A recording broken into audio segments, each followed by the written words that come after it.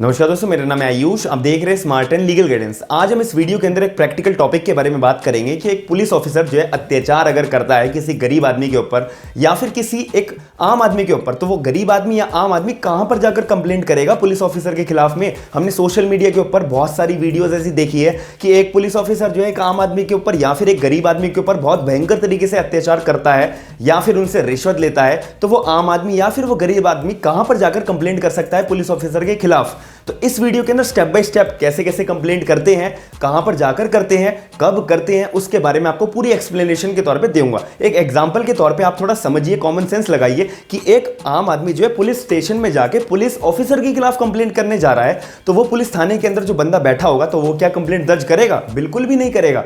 तो उसके बाद में हम क्या कर सकते हैं कि आखिर पुलिस ऑफिसर को अच्छे से सबक मिल पाए। तो इस केस के अंदर सारी वीडियो आप पूरी शुरू से लेकर एंड तक देखिएगा, क्योंकि बहुत इंपॉर्टेंट वीडियो है ये कि हर किसी के साथ कोई ना कोई प्रॉब्लम जरूर फेस करी होगी या वो कर सकता है। तो आपको अपने अधिकार जरूर पता होने चाहिए कि आप कहां जाकर कंप्लेंट करो। तो ज्यादा देरी ना करते हुए आपको वीडियो हम स्टार्ट करते हैं। तो सबसे पहली बात, जब आप कंप्लेंट करने जाओगे तो उससे पहले आपको यह भी तो पता होना चाहिए कि मैं जब पुलिस ऑफिसर के खिलाफ में कंप्लेंट करने जा रहा हूं तो उसका नतीजा क्या होगा, क्या हो सकता है पुलिस ऑफिसर के खिलाफ। तो मैं सबसे पहली बात, या तो उसका सस्पेंशन रुक जाएगा, पहली बात, या फिर उसका प्रमोशन रुक जाएगा, दूसरी बात, तीसरी बात, या तो उसको टर्मिनेट कर दिया जाएगा, हमेशा के लिए उसको नौकरी से अपनी हाथ धोना पड़ेगा। तो ये टर्मिनेशन जब ही होगा जब आप पुलिस ऑफिसर के खिलाफ ये प्रूव कर दो कि हाँ भाई इसने मेरे साथ अत्याचार किया था, जब ही उसको पुलिस ऑफिसर को टर्मिनेट कर दिया जाएगा। तो ये कैसे होगा, हम कहां जाकर कंप्लेंट करेंगे, तो इसका मैं प्रोसेस अब चालू करता हूं। सबसे पहली बात, आप जो है सबसे पहले जाएंगे पुलिस थाने के अंदर कंप्लेंट दर्ज कराने। आप जाएंगे कि भाई मेरे साथ अत्याचार हुआ है, इस पुलिस ऑफिसर ने मेरे साथ अत्याचार किया है। वो आपकी बात सुनेंगे और ऑब्वियस है वो पुलिस ऑफिसर जो वहां बैठा होगा वो आपकी कंप्लेंट लिखने से मना कर देगा। ये पहला पॉइंट आप भी जानते हो, हम भी जानते हैं। एक्सेप्शनल केसेस में अगर वो कंप्लेंट लिख दे, आपके ऊपर दया आ जाए तो बहुत अच्छी बात है। तब इस केस के अंदर आप दूसरा कदम कहां पर खोलेंगे, कहां पर अपना दूसरा कदम उठाएंगे, दूसरा दरवाजा आपका कहां पर खुलेगा। दूसरी बात आती है अब सेक्शन 154 क्लॉज 3 ऑफ सीआरपीसी की आप मदद लोगे। जैसे कि अगर पुलिस ऑफिसर आपकी कंप्लेंट नहीं लिखते हैं पुलिस थाने के अंदर, तो आप अपनी पुलिस जो पूरी की पूरी कंप्लेंट है, आपके साथ जो घटना घटी है, आपको जो प्रॉब्लम हुई है पुलिस ऑफिसर के खिलाफ, आप जो है पूरी की पूरी कंप्लेंट आप लिखो, पेपर में लिखो कुछ सारी बातें जो आपके साथ हुआ है, मारपीट हुई है, रिश्वत मांगी है या फिर कुछ गलत हुआ है, लिखो। फिर वो आप SP office, superintendent of police, हर एक एरिया का, हर एक डिस्ट्रिक्ट का एक सुपरिटेंडेंट ऑफ पुलिस का एक अपना पर्सनल ऑफिस होता है, यानी कि उसको हम एसपी ऑफिस बोलते हैं। आप चेक करिएगा अपने एरिया के अंदर, गूगल के अंदर सर्च करिएगा, तो एसपी ऑफिस हर एक डिस्ट्रिक्ट का अपना होता है। तो वहां पर अपनी कंप्लेंट जो रिटर्न में आपने लिखी अपना साइनमेंट करके, वो कंप्लेंट आप भेजो एसपी ऑफिस के अंदर बाई पोस्ट। अब ये बात आप भी जानते हैं, मैं भी जानता हूं, अब भी कुछ नहीं होने वाला, क्योंकि एसपी ऑफिस के पास, ऑफिस के अंदर आधी से ज्यादा कंप्लेंट नहीं पहुंचती है या फिर वो एक्शन नहीं ले पाते हैं, क्योंकि उनके पास और भी हजारों काम होते हैं अपने पूरे के पूरे एरिया को सर्वाइव करवाने के लिए और अच्छे से उनका जो बिहेवियर है लोगों का उसको सुधारने के लिए। तो इस केस के अंदर तब आप और क्या कर सकते हैं, अब आपका मेन काम चालू होता है यहां से कि आपको अपने एक वकील के पास जाना है। वकील के पास जाकर आप अपने वकील को सारी बातें बताइए कि भाई हमारे साथ इस दिन इस पुलिस ऑफिसर ने हमारे साथ ये घटना करी है और हम पुलिस थाने में भी गए, हमारी कंप्लेंट दर्ज नहीं हुई, हमने एसपी ऑफिस के अंदर भी अपनी कंप्लेंट रिटर्न के अंदर भेजी, तब भी वहां से कोई जवाब नहीं आया। तो आखिर में हम आपके पास आए हैं, यानी कि वकील के पास आए हैं। अब आप बताइए। तो वकील जो है आपकी सारी बातें सुनकर आपकी कंप्लेंट टाइप करेगा। कंप्लेंट पूरी की पूरी टाइप करने के बाद जो वकील है आपके फेवर के अंदर कोर्ट के अंदर केस फाइल कर देगा। किसके खिलाफ? उस पुलिस ऑफिसर के खिलाफ जिस पुलिस ऑफिसर ने आपके खिलाफ अत्याचार किया है या आपको मारा है या आपके साथ रिश्वत ली है, कुछ भी एक्सेट्रा।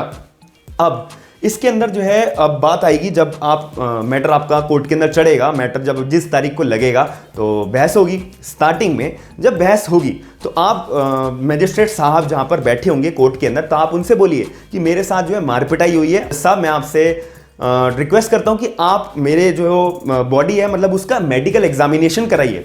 यानी कि सेक्शन 54 यानी कि सेक्शन 54 ऑफ सीआरपीसी के अंदर साफ साफ लिखा हुआ है कि भाई जिस बंदे के साथ हाथापाई मारपिटाई हुई होती है तो उसका मेडिकल एग्जामिनेशन कराना जरूरी है। आप थोड़ी सी रिक्वेस्ट करिए, उससे आपका थोड़ा सा केस स्ट्रांग बनेगा, क्योंकि जब मार पिटाई के अंदर प्रूव हो जाएगा कि हाँ भाई हाथापाई तो इस बंदे के साथ हुई है, इस बंदे ने खुद ही अपनी बॉडी पे मार्क्स कुछ बना नहीं रखे किसी को फंसाने के लिए, इसके जेन्युइन तौर पे किसी दूसरे बंदे ने इसको मारा है, ये बात तो प्रूव हो जाएगी जब मेडिकल एग्जामिनेशन आपका होगा।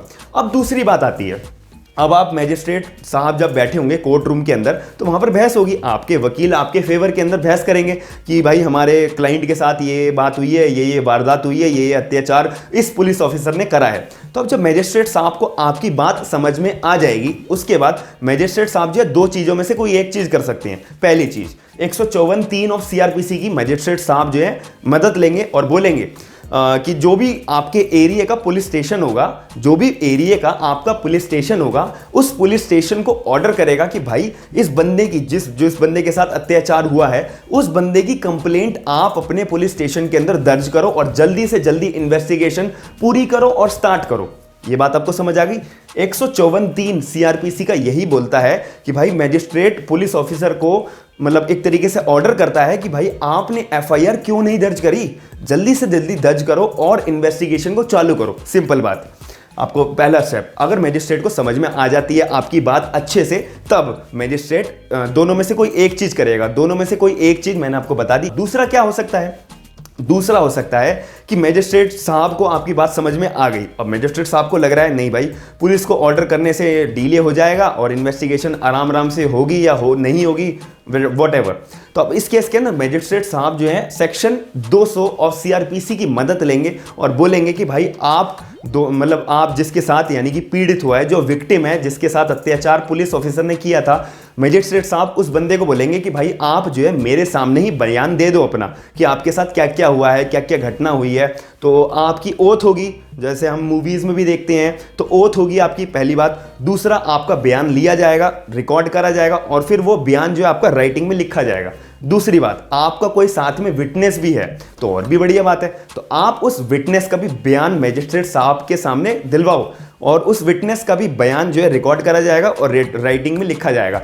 और उस बयान के ऊपर जो रिटन में आपका बयान मतलब मैजिस्ट्रेट साहब के सामने हुआ है और वो जब राइटिंग के अंदर तैयार हो जाएगा तो उस बयान के ऊपर एक तो आपके साइन होंगे, एक आपके विटनेस के साइन होंगे, एक मैजिस्ट्रेट साहब के साइन होंगे। इन तीनों के साइन जब अटेस्ट हो जाएगा, इसका मतलब ये होता है कि भाई आपने कोर्ट रूम के अंदर इस तारीख को बयान दिया है। मैजिस्ट्रेट साहब ने जब साइन करा है तो मैजिस्ट्रेट साहब ने इस नामक मैजिस्ट्रेट साहब ने आपकी पूरी की पूरी कंप्लेंट को सुना है और आपसे सेक्शन 200 की मदद से आपकी जो है बयान आपका सुना है और मैजिस्ट्रेट साहब ने कॉग्निजेंस लिया है। कॉग्निजेंस का मतलब अपने हाथ में पावर लिया है कि भाई मेरे को मैजिस्ट्रेट साहब ने बोला है कि मैं किसी को ऑर्डर नहीं कर रहा, कोई भी पुलिस थाने को ऑर्डर नहीं कर रहा, 156(3) की मैं मदद नहीं ले रहा, मैं सेक्शन 200 की मदद लेके इस जो पीड़ित बंदा है, जो जिसके साथ अत्याचार हुआ है, मैं खुद ही इसका जो है बयान ले रहा हूं। इसका मतलब होता है कॉग्निजेंस लेना, जब जज जो है कॉग्निजेंस लेते हैं। ये सिंपल बात आपको समझ में आ गई।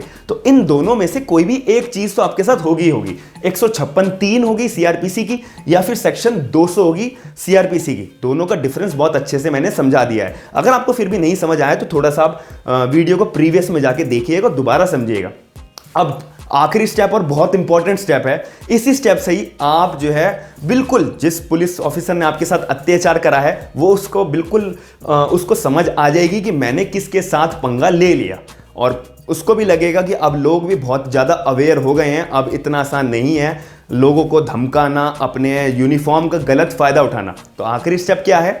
अब इसके अंदर जब मैजिस्ट्रेट साहब ने ऑर्डर अपना कर दिया है कि भाई 156(3) का ऑर्डर करा है या फिर सेक्शन 200 सीआरपीसी का ऑर्डर करा है, दोनों में से किसी भी चीज़ का ऑर्डर अगर करा है तो आपका काम है कि भाई जो ऑर्डर मैजिस्ट्रेट साहब ने करा है तो उस ऑर्डर की आप एक कॉपी निकलवा लो, जैसे कि डुप्लीकेट कॉपी निकलवा लो। आपने जब डुप्लीकेट एक कॉपी निकलवा ली, क्यों निकलवा लो? इसके पीछे एक लॉजिक है। आपको पता है कि भाई आपने कंप्लेंट फाइल करी है पुलिस ऑफिसर के खिलाफ। किस पुलिस ऑफिसर के खिलाफ? जिसने आपके साथ अत्याचार करा है। तो उस ऑर्डर के अंदर दोनों के नाम मेंशन होंगे, आपका होगा, पुलिस ऑफिसर का होगा और मैजिस्ट्रेट साहब का ऑर्डर भी उसके अंदर लिखा होगा कि भाई मैजिस्ट्रेट साहब ने 156(3) का ऑर्डर पास करा हुआ है।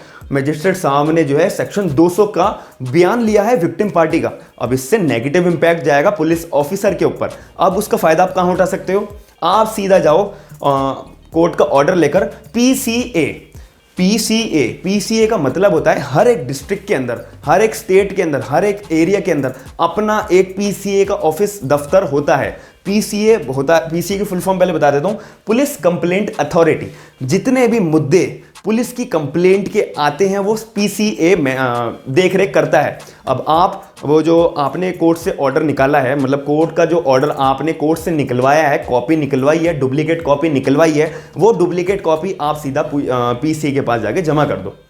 अब इससे क्या होगा, जब पीसीए के पास आपका जो कोर्ट का ऑर्डर है पहुंच जाएगा, ऑब्वियस है कोर्ट का जब ऑर्डर आप भिजवाओगे तो कोर्ट का ऑर्डर तो हर कोई ध्यान से पढ़ेगा ना कि कोर्ट से ऑर्डर आया है, क्या लिखा है आखिरकार। तो जब वो पीसीए वाले पढ़ेंगे कि अरे भाई ये तो हमारा पुलिस ऑफिसर का एक कंप्लेंट फाइल हो रखी है, कोर्ट के अंदर केस चल रहा है, कौन है ये बंदा, अब उस पुलिस ऑफिसर को जो है सम्मन भेजा जाएगा। सम्मन मतलब कि बुलाया जाएगा, एक नोटिस भेजा जाएगा कि भाई आप इस तारीख को पीसीए यानी कि पब्लिक कंप्लेंट अथॉरिटी के पास आओ। जब वो पुलिस ऑफिसर आएगा उसके साथ पूरा का पूरा इंटेरोगेशन करा जाएगा कि भाई आपके खिलाफ जो है इस बंदे ने कंप्लेंट फाइल करी और आपका कोर्ट के अंदर केस भी चल रहा है, आप इसके मतलब अगेंस्ट में क्या बोलेंगे, ऐसी क्या घटना हुई थी, आपने क्यों उसके साथ अत्याचार करा था, आपने क्यों रिश्वत ली थी, आपके ऊपर रिश्वत का आरोप लगा गया है, तो आप क्या कहना चाहेंगे। तो ऐसे बहुत सारे उससे सवाल करे जाएंगे और इंटेरोगेशन करा जाएगा।